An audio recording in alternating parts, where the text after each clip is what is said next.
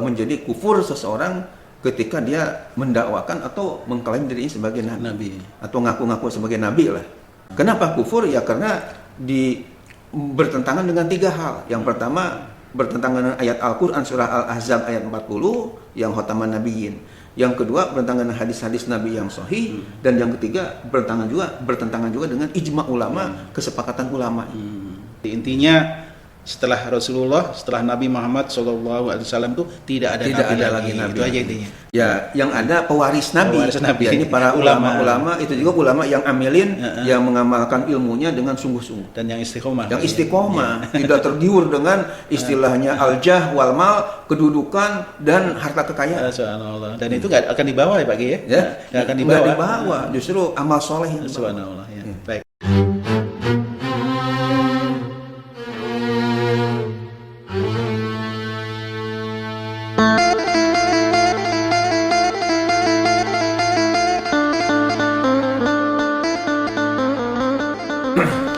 Assalamualaikum warahmatullahi wabarakatuh. Waalaikumsalam warahmatullahi wabarakatuh. Alhamdulillahirabbil alamin. Allahumma shalli ala sayidina Muhammadin wa ala alihi wa sahbihi ajma'in. Amma ba'du. Pemirsa yang Allah muliakan, alhamdulillah kita berjumpa kembali dalam kajian ilmu Umat Bertanya Ulama Menjawab. Insyaallah kajian ini akan dibimbing langsung oleh murabbi kita Dr. Kiai Haji Ahmad Dimyati Badru Zaman MA. Assalamualaikum. Waalaikumsalam warahmatullahi wabarakatuh. Siap pagi. Alhamdulillah. Pagi hari ini kita akan membahas tentang tema yang lain daripada yang lain. Karena di Depo ini sudah ada Pak, yaitu temanya tentang hukum mengaku sebagai nabi sesudah Nabi Muhammad sallallahu alaihi wasallam. Nah, ini sebelum dibahas silakan Pak Kiai menyapa ada pemirsa dulu Pak. Assalamualaikum warahmatullahi wabarakatuh. Waalaikumsalam. Alhamdulillahilladzi arsala rasulahu bil huda wa dinil haqq liyuzhirahu 'ala dini kullih walau karihal kafirun walau karihal musyrikun walau karihal munafikun amma ba'du. Pak Haji Andre yang saya hormati, pemirsa yang budiman yang disayang oleh Allah Subhanahu wa taala. Mudah-mudahan kita semua dijauhkan daripada musibah-musibah. Amin. Dan mudah-mudahan putra-putri kita yang sedang belajar ya diberikan kesuksesan. Amin. Terutama para santri yang alhamdulillah walaupun musim Covid, tapi alhamdulillah para santri tetap belajar di pondok pesantren Modern Darus Sholihin ini. Mudah-mudahan pada sukses. Dan pemirsa juga barangkali ada yang punya putra-putri ingin mondok ya. Kadang-kadang kan saya sendiri punya putra-putri kadang-kadang suka waktu itu di mana nih pesantren yang pas.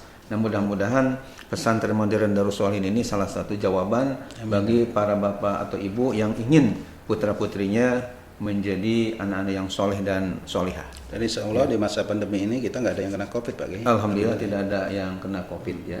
Lagi namanya Darus Sholihin, tempat orang-orang yang soleh ya, insyaallah putra bapak dan ibu menjadi anak-anak yang soleh dan solihah dan bisa dibanggakan di kemudian hari menjadi katakanlah ahli ceramah, hafiz Quran, ditambah punya karya-karya ilmiah yang bisa bermanfaat untuk masyarakat luas. Amin ya Allah ya Rabbal alamin.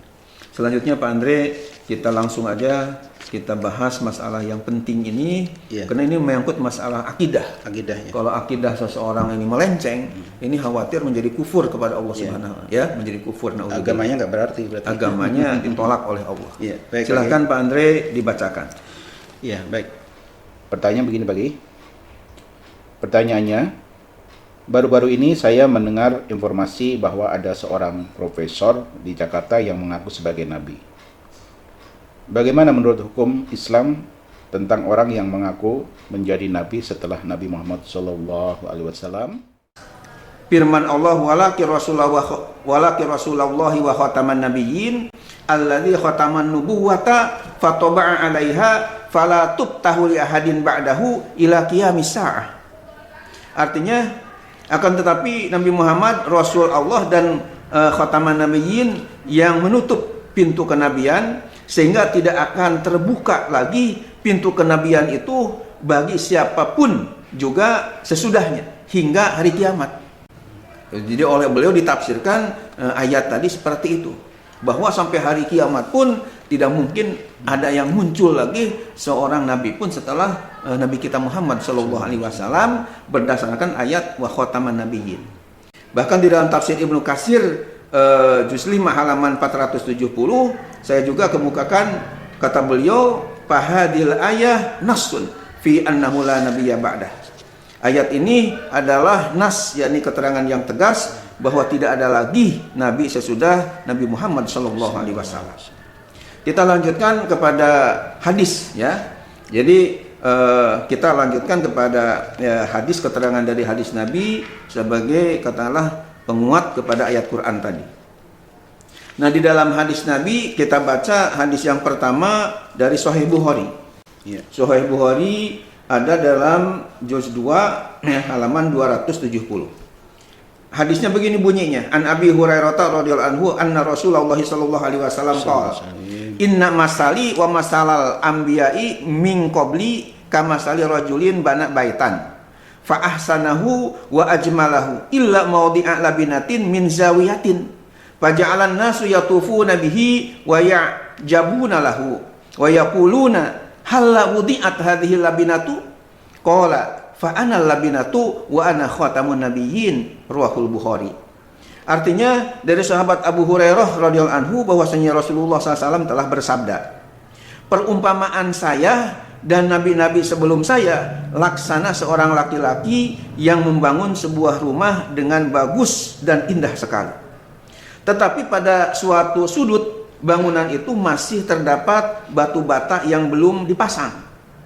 Orang-orang yang mengelilinginya merasa kagum melihat keindahannya. Namun mereka berkata, mengapa pada sudut bangunan ini batu batanya kurang, yakni tidak dipasang lengkap?